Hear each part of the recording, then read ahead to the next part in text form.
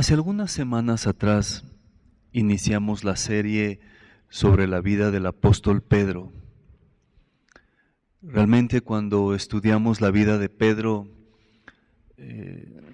necesitamos reconocer cómo la mano de Dios puede transformar, cambiar y cultivar el carácter en la vida de una persona, en este caso la vida de Pedro.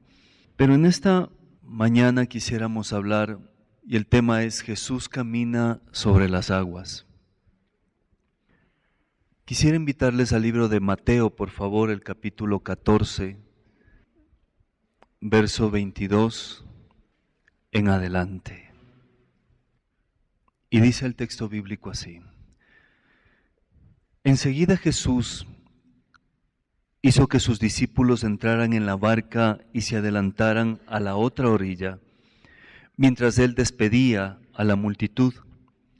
Luego de despedir a la gente, subió al monte a orar aparte. Cuando llegó la noche, Jesús estaba allí solo.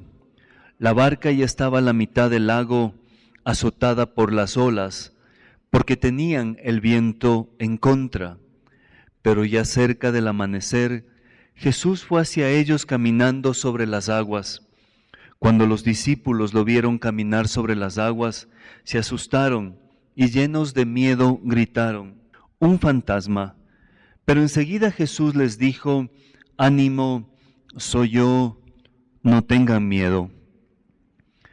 Pedro le dijo: Señor, si eres tú, manda que yo vaya hacia ti sobre las aguas. Y él le dijo: ven. Entonces Pedro salió de la barca y comenzó a caminar sobre las aguas en dirección a Jesús. Pero al sentir la fuerza del viento, tuvo miedo y comenzó a hundirse. Entonces gritó: Señor, sálvame. Al momento Jesús extendió la mano y mientras lo sostenía, le dijo: hombre de poca fe, ¿por qué dudaste? Cuando ellos subieron a la barca, el viento se calmó. Lo primero que plantea el texto bíblico es que Jesús subió al monte a orar a solas. Y para comprender un poco mejor esta decisión de Jesús de apartarse y estar a solas, es necesario ir al contexto de esta porción bíblica. Cuando vamos al Evangelio de Mateo, al Evangelio de Juan, y vamos a unos versículos antes, lo primero que nos dice la Biblia es que Jesús tuvo una jornada extremadamente ajetreada.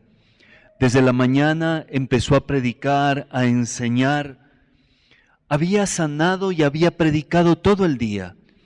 Al caer la tarde, la gente estaba hambrienta. Así es que el maestro realiza el famosísimo milagro de la multiplicación de los peces y los panes. La Biblia dice que da de comer a más de 5,000 personas. Una multitud había comido, pero el maestro estaba cansado, estaba fatigado.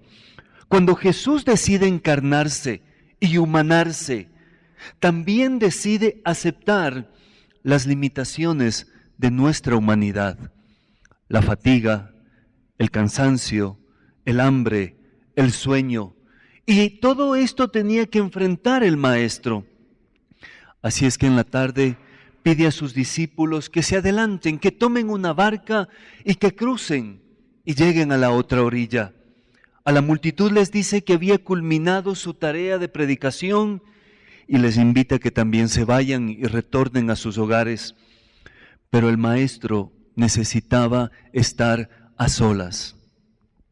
¿Qué implica estar a solas? Una de las cosas que a mí me inquieta en nuestros días es que vivimos la vida a 120 por hora. Amanece, anochece, trabajamos, dormimos, comemos, gastamos. Pero ¿qué más hay detrás de todo esto? ¿Eso es todo en la vida? El maestro necesitaba estar a solas para marcar una pausa y decir: ¿cómo estoy haciendo lo que estoy haciendo? En última instancia, era un espacio para orar, era un espacio para estar en comunicación con su Padre, pero también un espacio para reflexionar.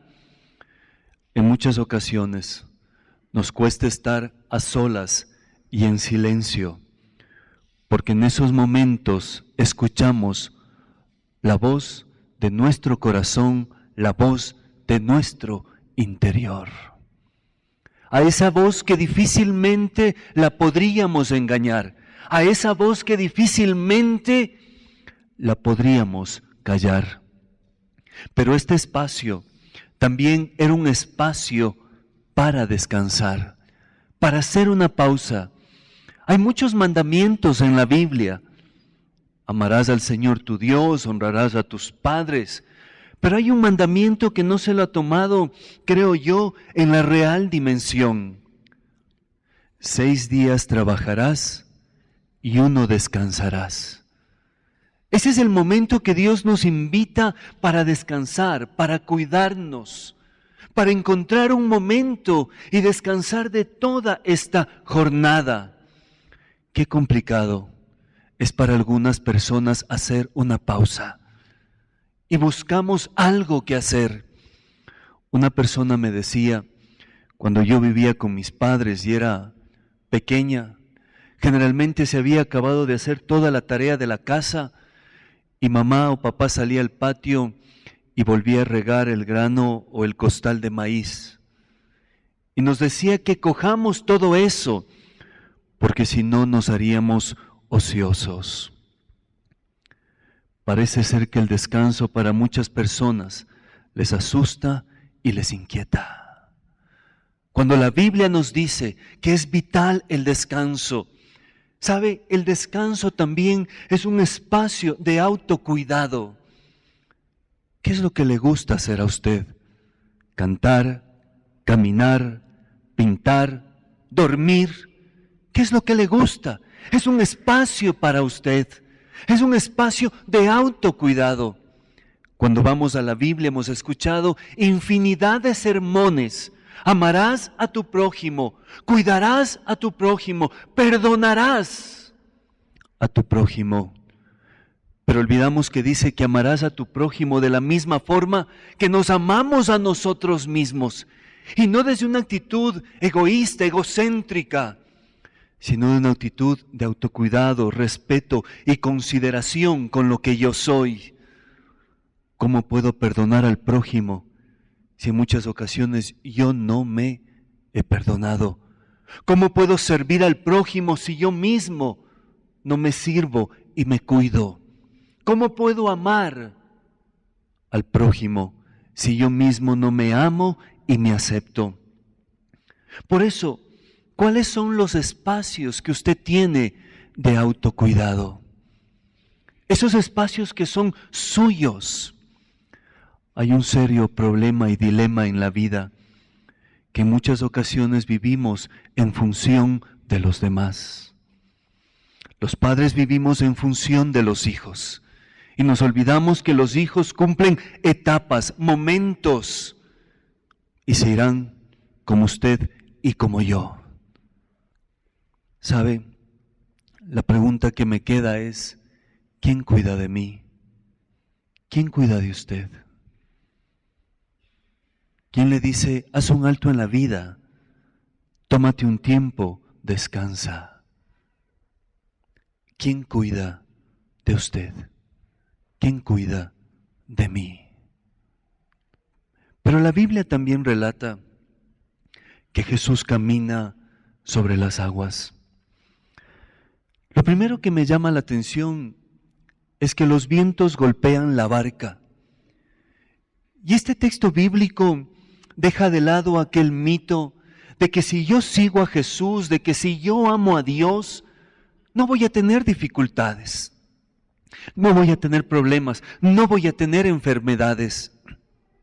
En muchas ocasiones, cuando hablamos de enfermedades, pensamos que es un castigo divino como tal, cuando lo que necesitamos reconocer es el deterioro natural y normal de nuestro cuerpo. Y es parte de eso. Y uno tiene que aprender a vivir, a lidiar las diferentes etapas de su vida, incluido una edad adulta, la edad de oro, las diferentes etapas que uno vive. Eso no implica que no ame a Dios, eso no implica que Dios no sea lo primero en mi vida. Eso implica que aún siguiendo a Dios, habrá un momento donde los vientos golpeen nuestra barca. Pero Jesús camina sobre las aguas. ¿Por qué este milagro? Estoy seguro que el Maestro no únicamente quería impresionar a sus discípulos. No olvidemos que Él les dijo, crucen al otro lado, vayan al otro lado. La Biblia relata que el Maestro se quedó orando casi toda la noche, ya casi en la madrugada.